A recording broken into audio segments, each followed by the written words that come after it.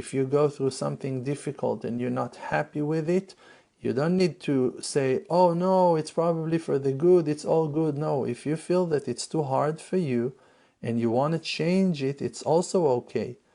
Do it out of being creative and active and positive, and build and change and design your life like you want it to be. And don't fall to sadness and to depression because of the difficulties that you go through in life.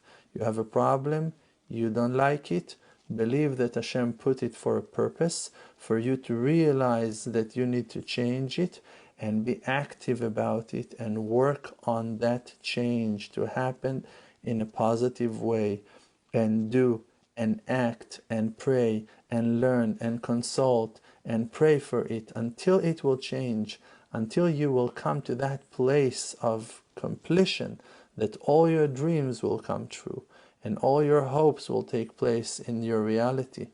And we should believe in that when we are attaching ourselves from within to the spirit of our lives, we are channeling that godly light down to earth, and by that changes can take place, and reality will not be surrendered to the forces of nature.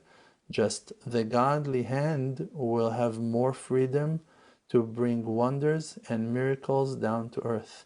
It depends in our positive mindset and our spiritual hope. For that, every person should pray, and to be powerful and to be strong, and never to back off on the goals that your heart desire. You need to put them somewhere and to aim to them and to shoot your prayers to that direction. שום דבר כבר לא יעצור אותי מלהגיע אל תוכי, בכל כוחי אבוא לקראתי, שמח